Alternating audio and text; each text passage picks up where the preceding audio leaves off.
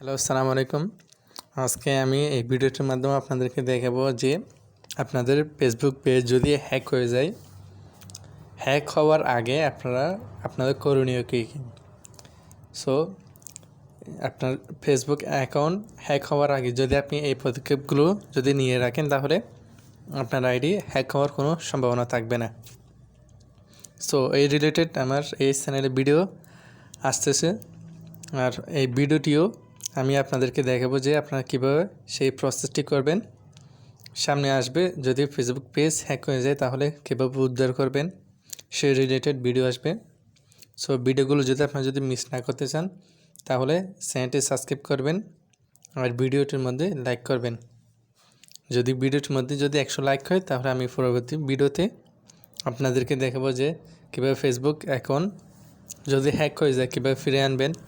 হ্যাকাররা তো ফেসবুকের name change করে ফেলে, এরপর আপনার phone number, email, password, etc সব কিছু চেঞ্জ করে দেবে ওরা।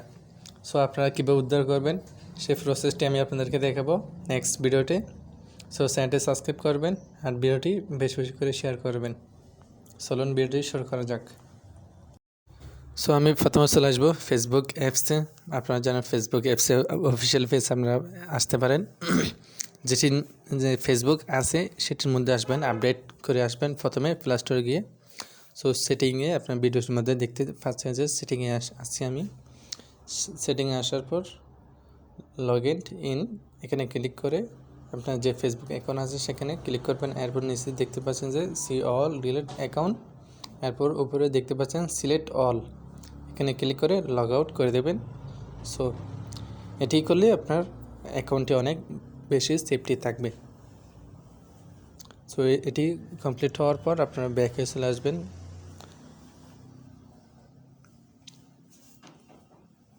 দেখতেই পাচ্ছেন যে এটি অ্যাক্টিভ দেখাচ্ছে এখন আমার ফোনে। সো এরপর আপনার পাসওয়ার্ডটা চেঞ্জ করে দেবেন। সো আপনার বর্তমান যে পাসওয়ার্ডটি আছে সেটি এখানে প্রথমে দেবেন।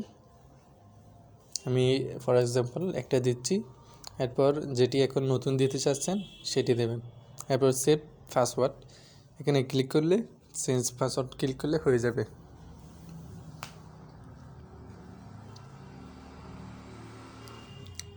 আপনাদের ইনস্টাগ্রামে যদি অ্যাড থাকে, তাহলে সেটিও আপনারা সেমভাবে করতে পারবেন। এরপর 2 স্টেপ ভেরিফিকেশন অন করে ফেলবেন। আপনার অ্যাকাউন্টের পাসওয়ার্ড দেবেন, এখন যেটি দিয়েছেন সেটি নতুন পাসওয়ার্ডটি দেবেন। সো দেওয়ার পর আপনার SMS অপশনটি অন করে দেবেন, আর প্লে স্টোরে 2 ফ্যাক্টর অথেন্টিকেশন ডাউনলোড করে সেটিও অ্যাড করে নেবেন।